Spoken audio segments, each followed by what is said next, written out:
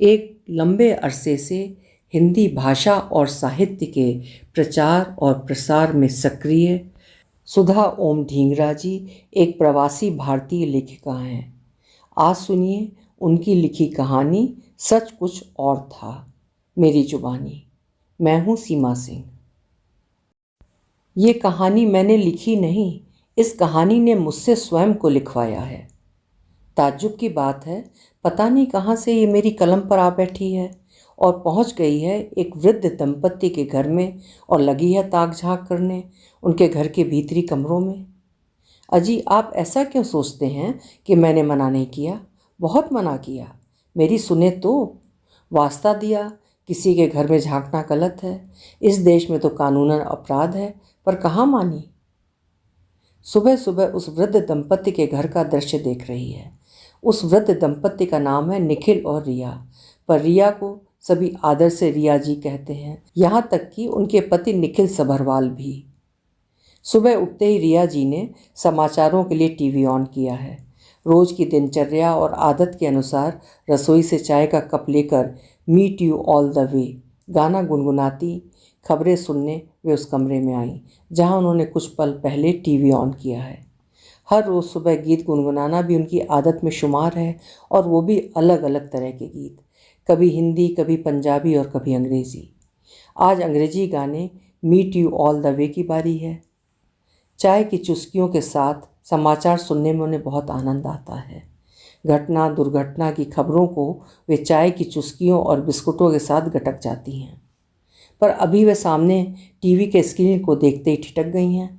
समाचार वाचक जिस महिला की तस्वीर दिखाकर कह रहा है कि इसने अपने पति को गोली मारी है और गोली मारने के बाद स्वयं ही पुलिस को फ़ोन किया है, उसे देखकर वो स्तब्ध है। स्क्रीन पर उस महिला की तस्वीर बार बार उभर रही है। वे एकटक उसे तकती जा रही हैं। शरीर हिलडुल नहीं रहा, जैसे पत्थर हो गया है। समाचार वाचक का बार बार उस तस्वीर को स्क्रीन पर उभारना और तस्वीर की ओर देखकर ये कहना कि इसने अपने पति को गोली मारी है, उन्हें चुभ रहा है। कुछ क्षणों तक वे समाचार के झटके में रहीं, फिर उन्होंने स्वयं को संभाला। उनके शरीर में हलचल हुई। वे बुदबुदाईं, ये तो लिंडा है, लिंडा ऐसा नहीं कर सकती। तभी उनके पति निखिल बदहवास से उनके पास आए और बोले, रिया जी, आप यहाँ क्या देख रही हैं? बाहर चलें, देखें। वे ये सुनते ही उनके साथ बाहर की ओर चल पड़ी और मुख्य द्वार खोलकर वे दोनों बाहर आकर अपने बगीचे में खड़े हो गए हैं। उनके घर के सामने वाले घर में लिंडा और उसके पति महेंद्र राव रहते हैं। चारों ओर पुलिसकर्मी खड़े हैं। प्रेस के रिपोर्टर और टीवी कैमरे के लिए कैमरामैन कवरेज कर रहे हैं। लिंडा ने ऐसा क्या कर दिया जो इतनी भीड़ इकट्ठी हो गई है? अड़ोसी पड़ोसी सब अपने घरों से बाहर खड़े हैं। ये तो सबका अपने अपने काम पर जाने का समय है। जॉगिंग करते हुए, उनके घरों से आगे निकलते हुए लोग, सैर करते हुए, कुत्तों को घुमाते हुए अनगिनत लोग वहाँ रुक गए हैं। निखिल और रिया जी को कुछ समझ में नहीं आ रहा है। उन्होंने 50 वर्ष से अधिक समय इस देश में गुजारा है। किसी भी तरह की दुर्घटना के समय लोग कभी भीड़ नहीं जुटने देते। अक्सर एक दो लोग रुकते हैं, पुलिस को बुलाते हैं, पुलिस और एम्बुलेंस के आने तक प्राथमिक सहायता भी करते हैं, फिर अपनी राह हो लेते हैं।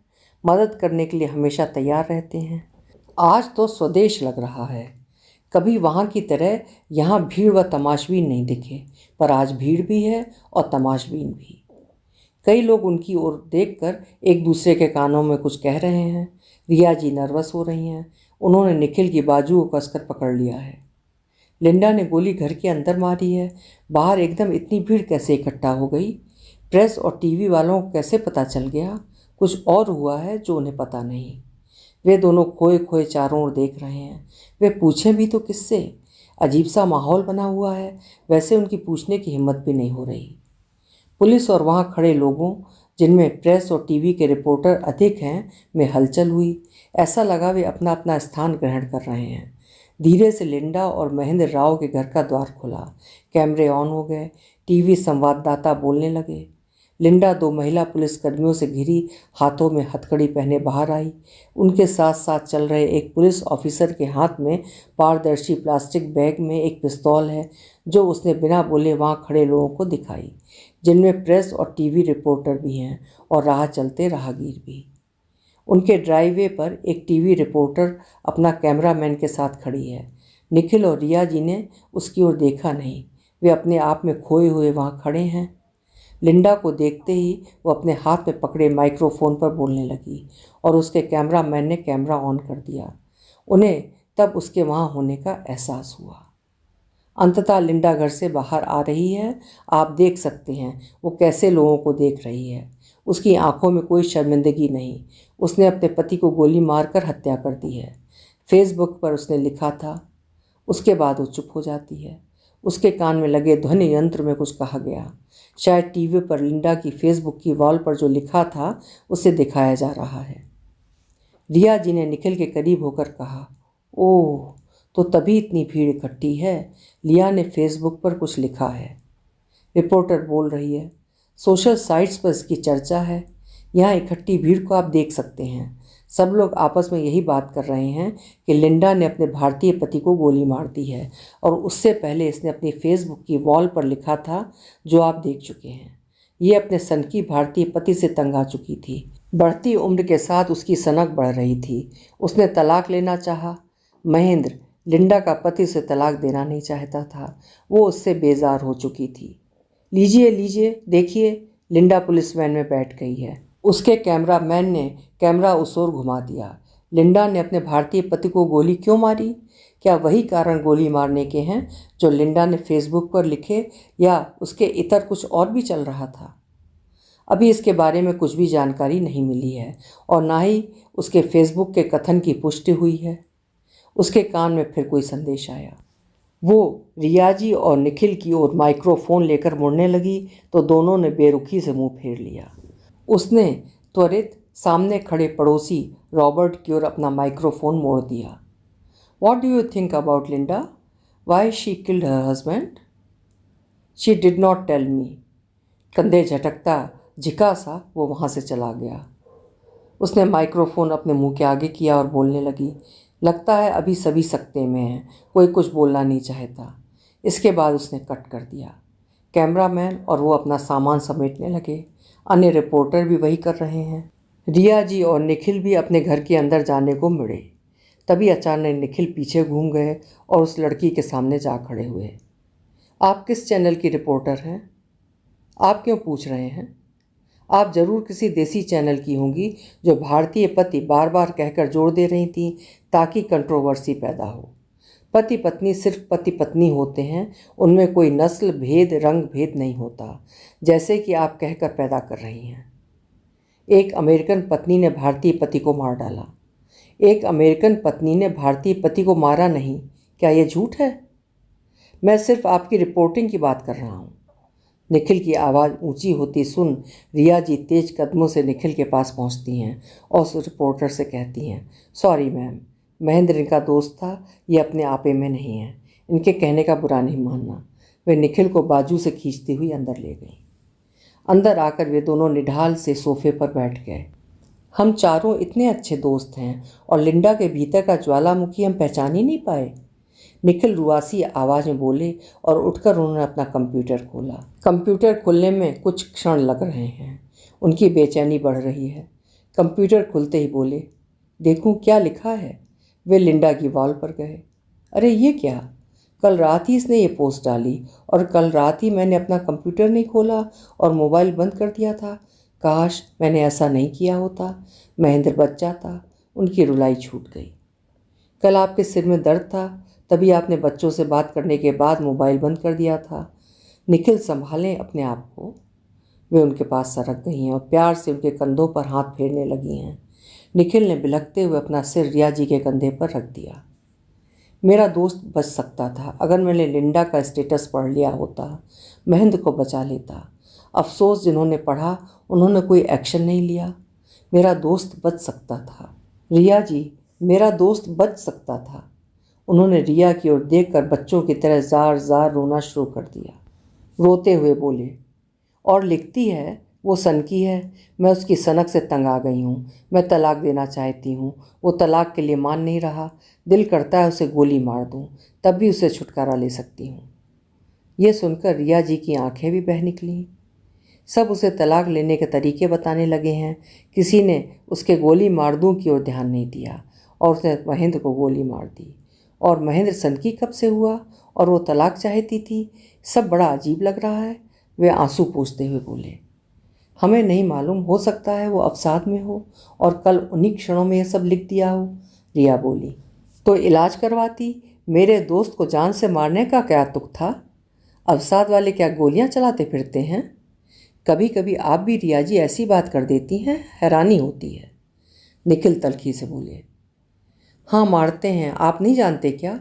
निराशा में भून डालते हैं, कभी बच्चों को और कभी बड़ों को।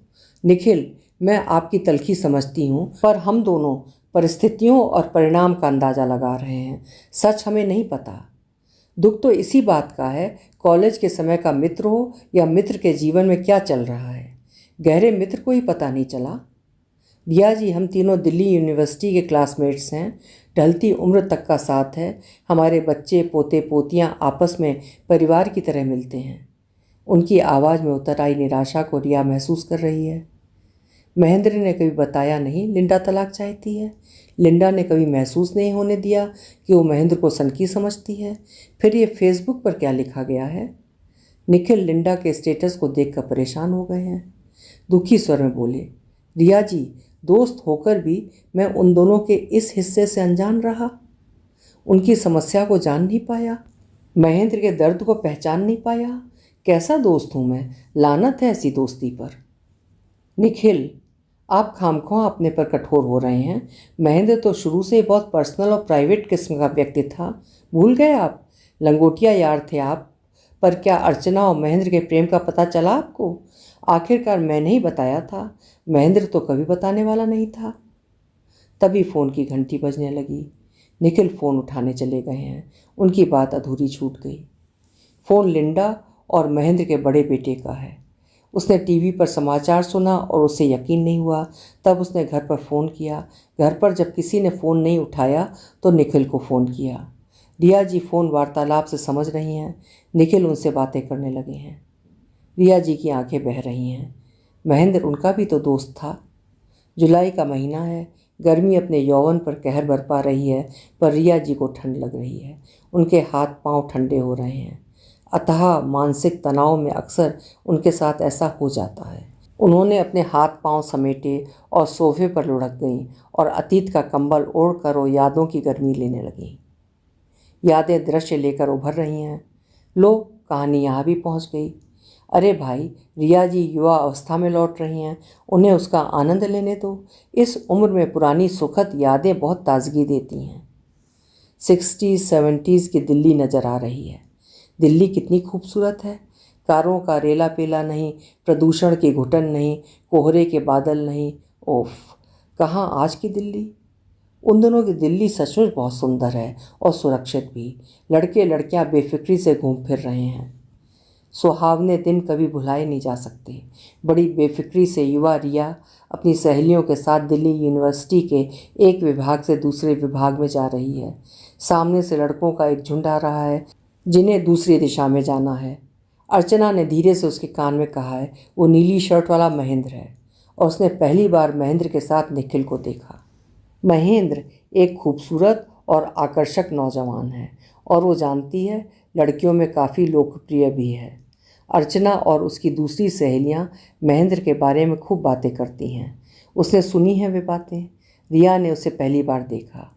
अर्चना ने फिर धीरे से कहा, ये है सब लड़कियों के सपनों का राजकुमार। तुम भी इसके सपने ले सकती हो। मिलेगा किसे ये तो पता नहीं। पर रिया महेंद्र को नहीं, निखिल को देख रही है। उसकी हंसी, उसका बात करने का तरीका उसे बहुत लुभावना लगा। महेंद्र से अधिक उसे वो पसंद आया। महेंद्र एल्विस प्रेस्ले की तरह लग रहा है, बस इतना ही बोली वो। सभी सहेलियां एक साथ बोल पड़ी, हाय, तभी तो हम उस पर फिदा हैं। एक और दृश्य उभरता है। केमिस्ट्री क्लास में सब हैरान रह गए हैं। अर्चना, रिया, निखिल और महेंद्र सब एक साथ एक क्लास में हैं। अर्चना महेंद्र को देखकर खिल उठी है और उसने आगे होकर सबको एक दूसरे से मिलवाया।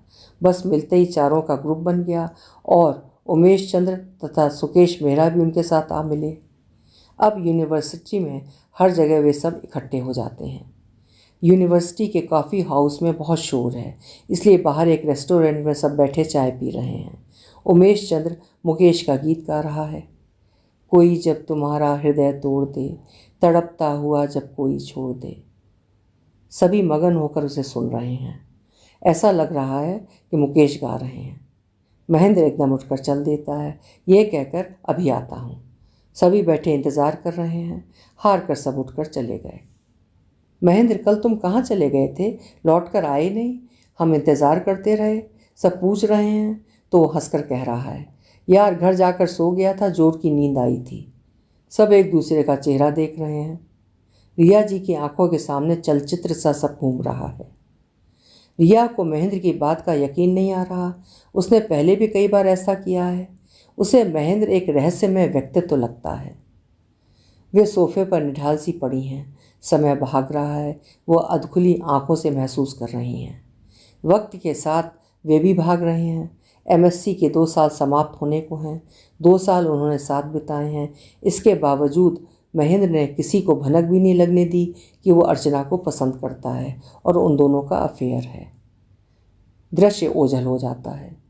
रिया जी सोच रही हैं, वो कौन सा पल था, कौन सा कारण, या किस दिन उन्हें अर्चना और महेंद्र की दोस्ती का पता चला था। बहुत जोर देकर सोचने के बाद भी उन्हें कुछ याद नहीं आ रहा। कभी कभी मस्तिष्क अपने तरीके से कार्य करता है। उसकी अपनी कार्य प्रणाली है। बड़े सुलझे और सुघड़ तरीके से जो वो याद रखना चाहता है उसे आगे के खांचे में रखता है।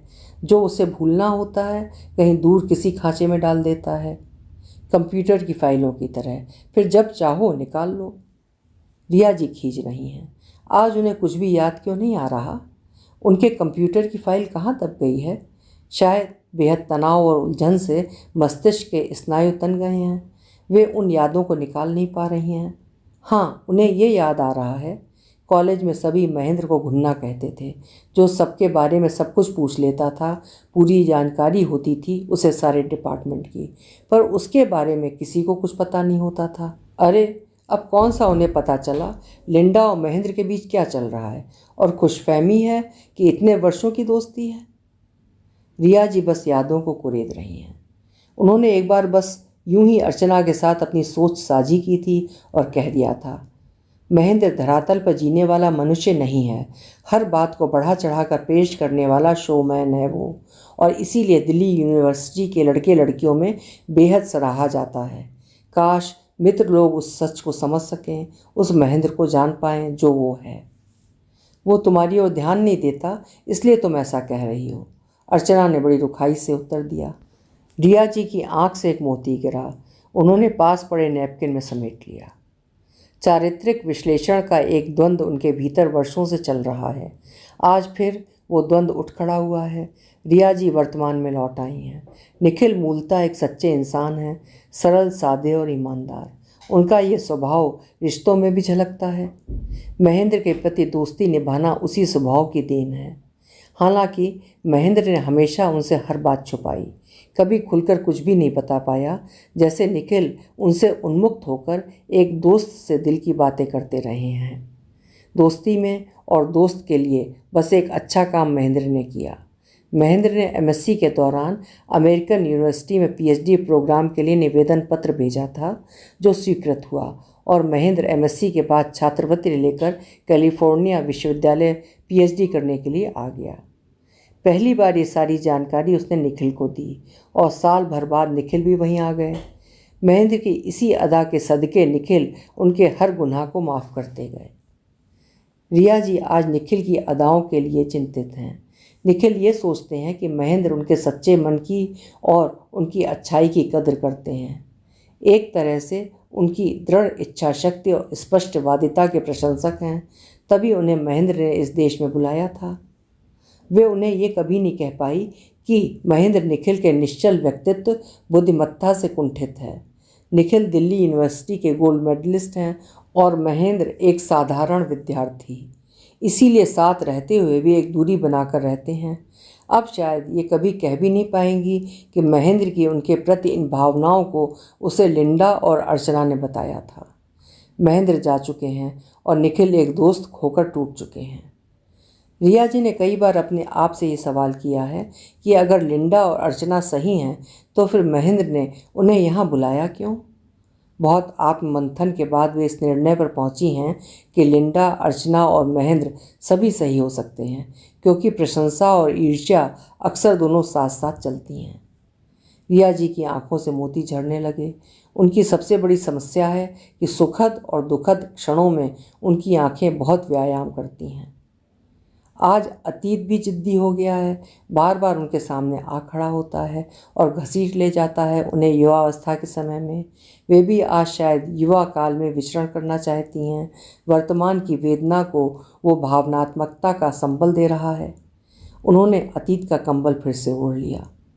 कहानी उनसे अधिक उनके अतीत में रुचि ले रही है। अर्चना के बारे में जानने को बेहद उत्सुक है। मस्तिष्क के कंप्यूटर की वो फाइल जो कुछ क्षण पहले वो खोल नहीं पा रही थी, अचानक खुल गई और बेतहाशा यादें उनके मन मस्तिष्क को भारी कर रही हैं। नैतिक अनैतिक के तर्क वितर्क में वो उलझ गई हैं। कहते हैं जाने वाले की अच्छी बातें याद करते हैं, बुरी नहीं, पर यहाँ तो सुधियों के पन्ने पर पन्ने खुल गए हैं जिनमें से कुछ भी अच्छा नहीं सिमटा हुआ है। वे क्या करें। ऐसे में उनका मन उन्हें समर्पण करने को कह रहा है। उन्होंने स्वयं को ढीला छोड़ दिया है और अच्छी बुरी, मीठी कड़वी और कसैली सुधियाँ उभरने लगी हैं। बार बार एक ही बात सोचों में उभर रही है, वे अर्चना को फ़ोन करें या नहीं। अंततः अर्चना की बद्दुआ महेंद्र को लग गई। उसने कहा था, महेंद्र, तुमने मेरे साथ जो किया, भगवान उसकी तुम्हें सज़ा देगा। जिस लिंडा के लिए तुमने मुझे ठुकराया, वही तेरी मौत का कारण बनेगी। हे भगवान, अर्चना की बद्दुआ महेंद्र को उम्र के इस पड़ाव में आकर लगी। गीता का दर्शन बहुत याद आ रहा है। हर एक को अपने कर्मों की सज़ा यहीं मिलती है, इसी जन्म में, पर मनुष्य समझता कहाँ है। महेंद्र भी कहाँ समझा था। शायद वो समझना चाहता ही नहीं था। अर्चना की गोद में उसका बच्चा था जब उसने अर्चना को ठुकराकर लिंडा से शादी कर ली थी।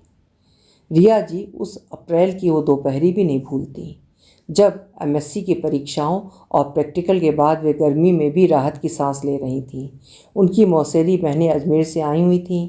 युवा रिया इटलाती इतराती अपनी मौसेरी बहनों को घुमाने बुद्धा गार्डन ले गई। कई प्रेमी युगल वहाँ घूम रहे थे। कई वृक्षों के नीचे बैठे अपने प्रेम का इजहार कर रहे थे। एक वृक्ष के नीचे महेंद्र अर्चना को अपनी बाहों में लपेटे बैठा था, पर वो दूर से पलट गई थी और साथ ही पलट गई थीं उसकी मौसेरी बहनें। उसके बाद कुतुब मीनार, कनॉट प्लेस और कई स्थलों पे उसने उन्हें घूमते देखा। वो अपनी बहनों के साथ होती थी और वे दोनों बाहों में बाहें डाले दुनिया से बेखबर घूम रहे होते थे। उस समय सामाजिक परिवेश में संस्कारों की धूप छाँव युवा वर्ग पर थी। पश्चिमी सभ्यता ने अभी इतने पाँव नहीं पसारे थे। कुछ परिवारों को छोड़कर आम जनता भारतीयता की चुनरी ओढ़े थी। संबंधों में महेंद्र और अर्चना हर बंधन और सीमा तोड़ चुके थे। इससे निखिल और बाकी क्लासमेट्स बेखबर थे।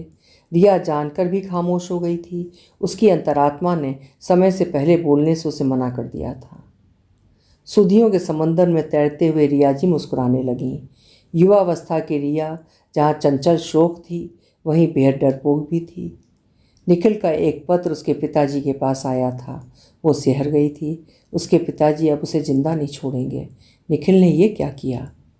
निखिल का पत्र पढ़कर पिताजी इतने अधिक प्रभावित हुए कि उन्होंने घोषणा कर दी कि वे दोनों की शादी निखिल के परिवार के साथ पक्की करने जा रहे हैं। उन्हें ऐसे ही दामाद की तलाश थी। डरी सहमी रिया ने पिताजी से चोरी वो पत्र पढ़ा। दोनों का प्रेम मूक था, इजहार मूक था, इसरार मूक था, अभिव्यक्ति मूक थी, स्वीकृति मूक थी। मूकता की दीवार दोनों में पसरी रही थी।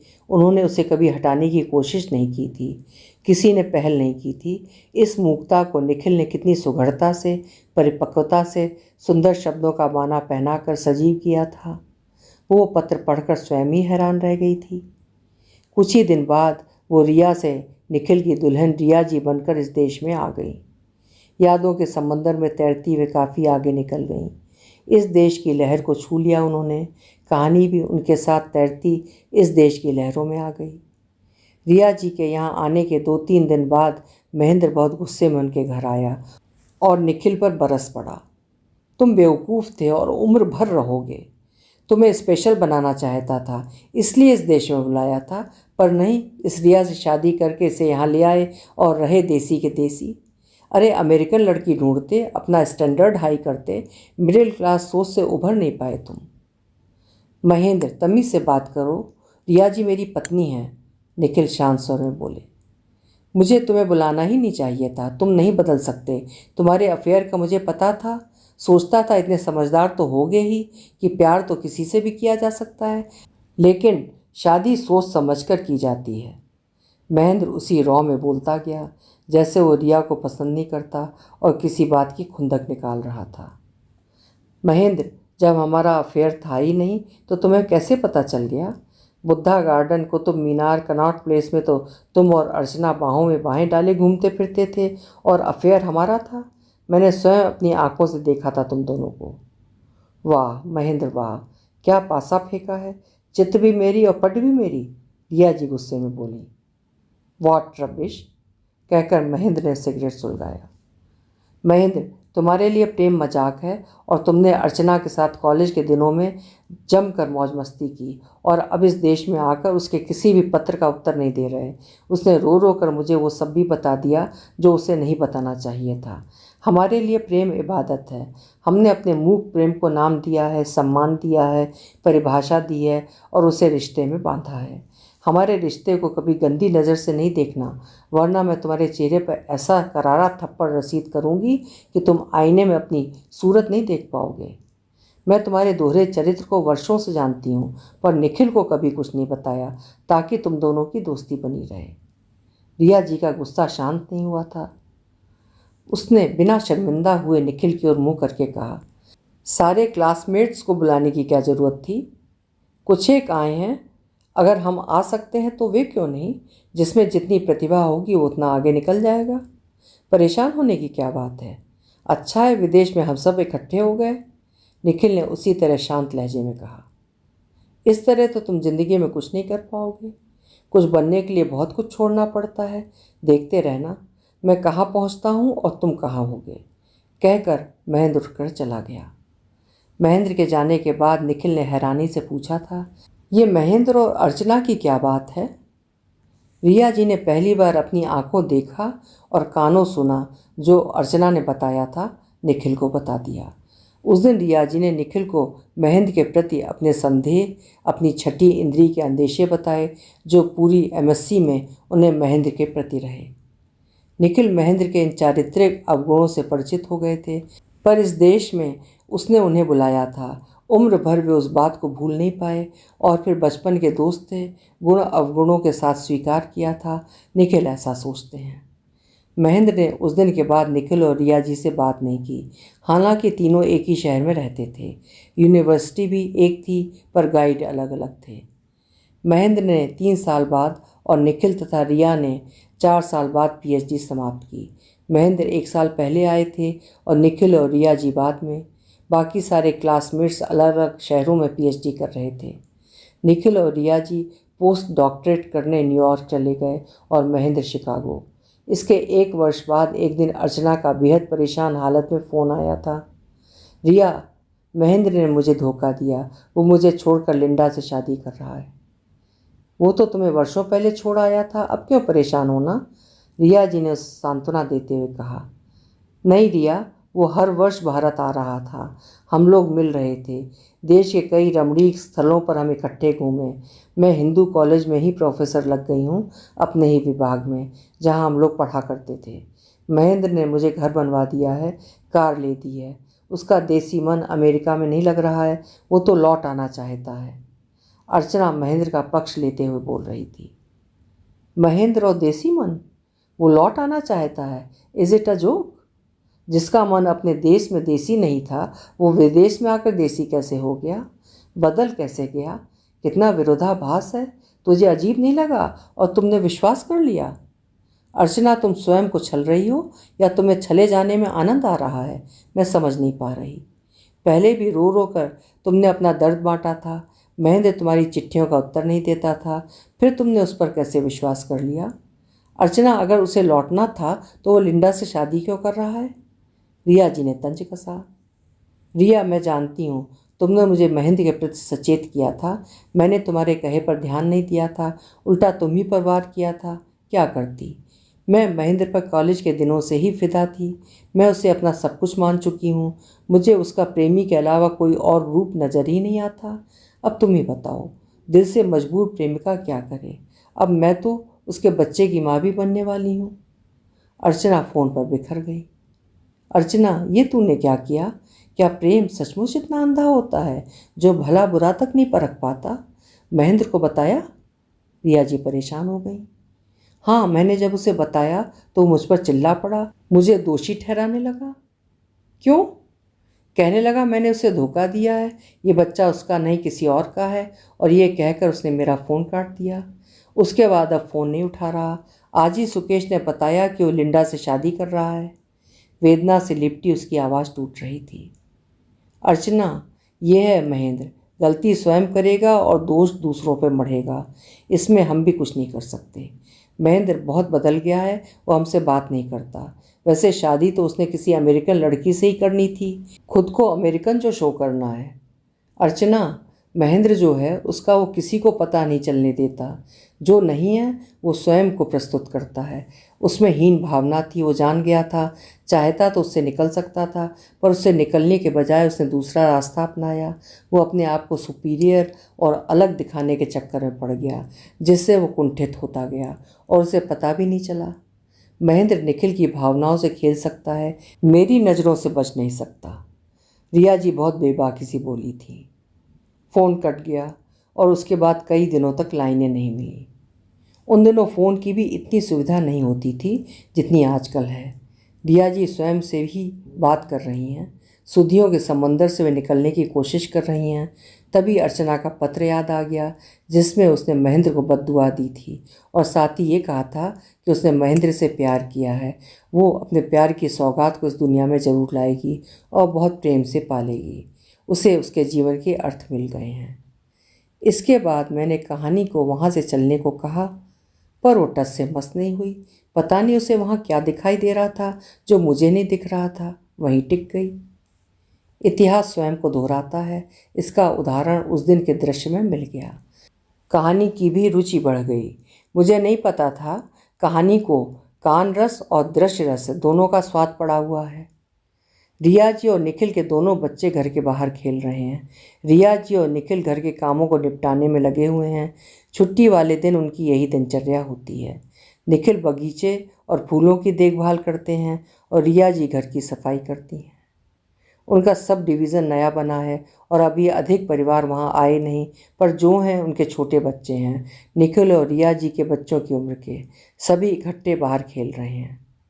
थोड़ी देर बाद ही उनके बच्चे पारुल और पुरु भागते हुए अंदर आते हैं और बहुत उत्साहित होकर कहते हैं, मॉम, सामने वाले घर में नए पड़ोसी आए हैं। उनके बच्चे हमारी एज के हैं और उनके ग्रैंडपा और ग्रैंड माँ भी हैं। वे दोनों अपना काम छोड़कर मुख्य दरवाज़ा खोलकर बाहर आते हैं और आने के साथ ही उन्होंने देखा सामने के घर के ड्राइव वे पर महेंद्र, लिंडा, उनके बच्चे और महेंद्र के माँ बाप खड़े हैं।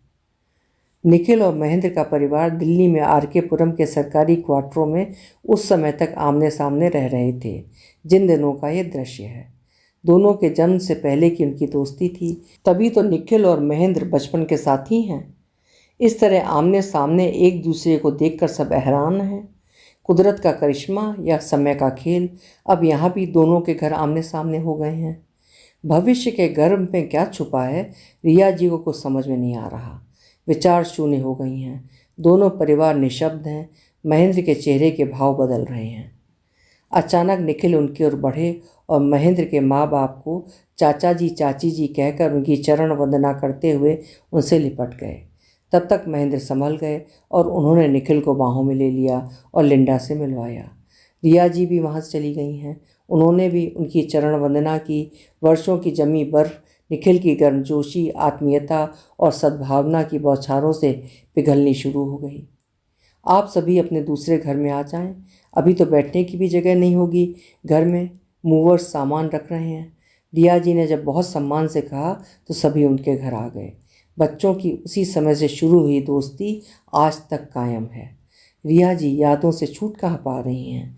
उन्हें याद आ रहा है उनकी और लिंडा की भी तो तभी दोस्ती आरंभ हुई। लिंडा उन्हें बता रही है, यहाँ घर लेना एक संयोग है, अनजाने में हुआ, पर अब लगता है जो हुआ अच्छा हुआ। दो पुराने साथी मिल गए, दो बिछड़े परिवार मिल गए। उन दोनों ने ट्रायंगल पार्क की एक दवाइयों की कंपनी में नौकरी ज्वाइन की है और वे शहर में कुछ दिन पहले ही आए हैं। लिंडा हिंदी में बात कर रही है। रिया जी लिंडा को भाषा बोलते देख रही है जिसे बोलने से महेंद्र का स्तर घटता था। दिल्ली यूनिवर्सिटी में वो सिर्फ अंग्रेजी बोलता था। वो हिंदी को पढ़े लिखों की भाषा नहीं मानता था। मॉडर्न कपड़े पहनने वाले और अंग्रेजी बोलने वाले लोग ही उसे पसंद थे। तभी रिया की उसकी बनती नहीं थी। उसे महेंद्र कृत्रिम लगता था और महेंद्र को वो हिंदी पट्टी वाली बैकवर्ड लड़की लगती थी। कॉलेज के दिनों में दोनों की एक दूसरे के प्रति मौन अस्वीकृति थी। कहाँ गई महेंद्र की अंग्रेजियत और अमेरिकनिज्म। लिंडा देखने में भी डोसाइल घरेलू सी लगती। महेंद्र को तो डोसाइल लड़कियां महिलाएं पसंद नहीं थीं। रिया जी ऊहापोह में हैं। महेंद्र ने कितने मुखौटे चढ़ाए हुए हैं, कितने नकाब ओढ़े हुए हैं। महेंद्र और निखिल के माँ बाप पंचतत्व में विलीन होने से पहले हर वर्ष भारत से आते रहे हैं और दोनों परिवार मिलकर उनकी सेवा करते रहे हैं। रिया जी, निखिल की कांपती आवाज़ ने उनका ध्यान तोड़ा। इसका मतलब उदय, महेंद्र और लिंडा के बड़े बेटे से उनका फ़ोन संवाद समाप्त हो गया है। वे अतीत के समंदर से तट पर आ गईं, सब यादें झाड़ दी। रिया जी, यहाँ तो कहानी कुछ और निकली। कहानी की जिज्ञासा बढ़ गई। लगा दिए उसने अपने कान उनकी बातें सुनने के लिए। क्यों, क्या हुआ? उदय बता रहा था लिंडा घोर निराशा में थी, उसका इलाज चल रहा था। रिया जी, आपने लिंडा के बारे में सही कहा था, पर महेंद्र ने उसे सख्त हिदायत दी थी कि उसकी बीमारी का हमें पता नहीं चलना चाहिए। पर क्यों? हम उसकी मदद करते तो उसे वो सब बताना पड़ता जो महेंद्र हम सबसे छुपाए हुए थे। उसके राज खुल जाते। साला झूठा, फरेबी, धोखेबाज, चालबाज, भितरघाती। निखिल, महेंद्र इस दुनिया से जा चुका है, आप उसे इतनी गालियाँ क्यों निकाल रहे हैं? अभी उसका दाह संस्कार नहीं हुआ है, उसकी आत्मा को मुक्ति नहीं मिली है। मैं चाहता हूँ जाते जाते सुन ले। कितने चेहरे लगाकर घूम रहा था, सबका मुझे पता चल गया है। निखिल, अब इस उम्र में आकर मैंने महसूस किया है हम सब कितने रूप धरते हैं, कितना अभिनय करते हैं। सब कुछ जानते हुए भी मैं महेंद्र के साथ निभा गई। जानते हैं क्यों? आपकी खातिर, परिवारों की खातिर, बच्चों की खातिर। ये भी तो एक अभिनय था। हाँ, ये अभिनय मैंने दिल से किया, मेहंदी की तरह खोट नहीं रखी। रिया जी उन्हें शांत करना चाहती हैं, वे बहुत उत्तेजित हैं। अंग्रेज बना फिरता था, अंदर का हिंदुस्तानी मन नहीं बदल पाया, सोच नहीं बदल पाया, संस्कार नहीं बदल पाया। लिंडा से शादी की उसके खुले स्वभाव और गोरी चमड़ी के लिए, दुनिया को बताने के लिए कि अमेरिकन बीवी है उसकी। उम्र भर उसे भीतर ही भीतर भारतीयता के रंग में रंगता रहा और वो प्रेम दीवानी ढलती रही उसके रंग में, बदलती रही अपने आप को। महेंद्र ने मार डाला उसकी होंद को, कुचल डाला उसके स्वाभिमान को। उसे बदलने के फितूर में उसे लिंडा के अस्तित्व तक को छींच डाला। निखिल, वो अपने देश की गोरी लड़की से शादी करके सुख से रह सकता था। रिया जी, महेंद्र की दोहरी मानसिकता और दोहरे चरित्रों की अलग अलग मांगें थीं। लिंडा से शादी करके उसके एक अहम की पुष्टि हुई तो उसे भारतीयता के रंग में रंगकर उसके दूसरे अहम की तुष्टि हुई। पता नहीं क्या क्या भ्रम पाले हुए था, कुंठाओं से ग्रसित हो गया था। बस उम्र भर यही सोचता रहा, लोग कहें देखो महेंद्र कितना स्मार्ट है, अमेरिकन बीवी है पर उसे कितना कंट्रोल में रखता है। उसे अपने रंग में रंग लिया, लिंडा को बीमार कर दिया, खुद को भी धोखा देता रहा और मुझे भी छला। निखिल बहुत आवेश में है। निखिल, आप कहना क्या चाहते हैं? सीधे मुद्दे पर आएं, मैं कुछ समझ नहीं पाई। रिया जी, उसने मुझे दोस्ती में नहीं इस देश में बुलाया था, आपसे दूर करने के लिए बुलाया था। वो आपसे चिढ़ता था, आपकी दृढ़ता से घबराता था, आपकी दृष्टि ने उसे अंदर बाहर से भांप लिया था। वो जान गया था आप उसके दोहरे व्यक्तित्व को पहचान गई हैं। आपकी शारीरिक भाषा, व्यवहार और संकेत पल पल उसे इस बात का एहसास दिलाते थे। उससे बर्दाश्त नहीं होता था, उसके अहम पर थप्पड़ पड़ते थे। जिस शोविनिस्ट के पीछे सुंदर लड़कियों की कतार थी, एक साधारण सी लड़की उसकी परवाह नहीं करती थी। पता है उससे उससे कितना कॉम्प्लेक्स आया, उसमें बदले की भावना आ गई। मुझे बुलाना आपसे बदला लेना था। तभी वो हमसे हमारी शादी के बाद आकर लड़ा था। उसने उसके बाद कई सालों तक हमसे बात नहीं की। मैं शादी करवाने तो भारत गया नहीं था, पर आनन फानन में शादी हो गई। उसे बता भी नहीं पाया। प्यार मूक था तो शादी भी मूक हुई। दो परिवारों के साथ सादा सा विवाह। उसे जब पता चला तो बहुत बड़ा झटका लगा उसको। अगर इतनी चिढ़ थी तो वर्षों हमारे घर के सामने क्यों रहता रहा? किसी भी बहाने से घर बदल सकता था। बड़ी बार बदलना चाहा, नहीं बदल सका। बच्चों और लिंडा का विरोध था। वे इस घर को छोड़ना नहीं चाहते थे। उनका बचपन जुड़ा है इस घर से। बच्चों के कॉलेज जाने के बाद तो बदल सकता था। बच्चे इस घर को बेचने के लिए अभी तक नहीं मान रहे थे। वो उन्हें कारण नहीं बता सका। असली महेंद्र सामने आ जाता, जो किसी को दिखता नहीं। वो सोचता था आपसे और मुझसे वो आगे निकल जाएगा और फिर हमें एहसास दिलवाएगा, देखा, कहा था ना कुछ नहीं कर पाओगे। Now look at me. मैं कहाँ पहुँच गया। वो मुझे यह महसूस करवाना चाहता था मैंने आपसे शादी करके गलती की है, पर ऐसा हो नहीं सका। वो और लिंडा रिसर्च स्पेशलिस्ट पद से आगे बढ़ नहीं पाए और मैं अपनी कंपनी का सीईओ बन गया और आप यूनिवर्सिटी में फुल प्रोफेसर बन गई। वो ऊपर से खुशी जाहिर करता था, पर भीतर ही भीतर जलता भुनता रहता था। हमारे प्यार, तालमेल, सामंजस्य और दोस्ती को देखकर वो कुढ़ता रहता था। उसकी ईर्ष्या उसे घुन की तरह खा रही थी। दरअसल इलाज की ज़रूरत उसे थी। वो बीमार था, कंट्रोल फ्रीक, पुरुष सत्ता से पीड़ित था। मैं जानती हूँ ये सब आपको उदय ने बताया है, पर उसे ये सब कैसे पता चला? महेंद्र चोरी छुपे डायरी लिखता था और उन्हें गुप्त स्थान पर रखता था। क्या महेंद्र डायरी भी लिखता था? Very strange. एक दिन वे डायरियाँ लिंडा के हाथों लग गईं। उसने पढ़ी और उदय से बात की। वो पिछले 1 साल से उदय को सब बता रही थी। अर्चना का भी उन्हीं डायरियों से पता चला। ओफ, पुअर लिंडा। रिया जी ने गहरी सांस ली। इस गधे के साथ इतनी सुलझी हुई महिला रह रही थी, उसने उसकी कदर नहीं की। लिंडा ने अर्चना को फ़ोन करके कहा था कि वो उसकी बेटी का हक दिलवाएगी। अर्चना ने मना कर दिया और कहा कि उसकी बेटी डॉक्टर बन गई है, उसे कुछ नहीं चाहिए। उसकी बेटी अपने बाप से कोई रिश्ता नहीं रखना चाहती। लिंडा महेंद्र से तलाक चाहती थी, पर वो देना नहीं चाहता था। ये कहकर निखिल सोफे पर ढीले होकर बैठ गए। वो सोचता होगा तलाक देगा तो लोग कहेंगे महेंद्र असफल प्रेमी है, असफल पति है, अपनी अमेरिकन बीवी संभाल नहीं पाया। बस लोग उसके बारे में क्या कहते हैं, लोग क्या कहेंगे, लोग उसके बारे में ये कहें वो कहें, ऐसा सोचें वैसा सोचें, फलां को प्रभावित करो, ढिमका को यूं कहो। इन्हीं कुंठाओं में, इन्हीं ग्रंथियों में सारी उम्र गुजार दी। सच्ची साफ सुथरी जिंदगी जी ही नहीं पाया और बेचारी लिंडा ने स्वयं को भूलकर उसकी खातिर दूसरे कल्चर में पूरी तरह अपने आप को ढाल दिया था।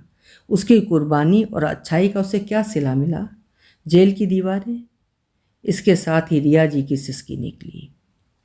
रिया जी, उदय और मीनल उसकी बहन भी फ़ोन पर आ गई थी। दोनों इस बात पर रो रहे थे। पूरे 1 साल से लिंडा उन्हें सब कुछ बता रही थी। परसों रात ही लिंडा ने उन्हें बताया था कि महेंद्र अपना बुढ़ापा अपने देश में बिताना चाहता था और लिंडा जाना नहीं चाहती थी। वो यहाँ रह कर बच्चों के साथ बूढ़ा होना चाहती थी। दोनों में इस बात का तनाव इतना बढ़ गया कि लिंडा ने तलाक के लिए वकील से बात कर ली थी, पर महेंद्र ने उसे साफ कह दिया था कि उसे तलाक नहीं देगा और उसे उसके साथ भारत जाना होगा। उसे अपना पत्नी धर्म निभाना ही पड़ेगा। हे भगवान, बच्चे यहाँ और वो भारत रहना चाहता था। सारी उम्र तो यहाँ बिता दी, अब उसका वहाँ है ही कौन? सारा परिवार तो इस देश में है। बच्चों ने उससे बात की और वो यहीं रहने के लिए मान भी गया। वो उनके साथ ऐसा ही व्यवहार करता था, उनकी बात कभी नहीं टालता था। लगता है उसके बाद उसने लिंडा को बेहद मानसिक संताप दिया होगा जो उसने पिस्तौल उठा ली। काश लिंडा ने महेंद्र को नज़रअंदाज किया होता, हमें अपनी पीड़ा बताई होती, अपना दर्द साझा किया होता तो अंत यूं नहीं होता। मैं तो लिंडा की दोस्त थी। वे सोफे के दूसरे कोने में अपनी रुलाई को काबू करती बैठ गई। कहानी की आंख से एक कतरा गिरा और वो वापस आकर मेरी कलम पर बैठ गई। अभी आप सुन रहे थे सुधा ओम ढींगरा जी की लिखी हुई एक भावप्रवण कहानी सच कुछ और था। उम्मीद है कहानी आपको पसंद आई होगी। कल फिर मिलेंगे। आपका समय शुभ हो, मंगलमय हो।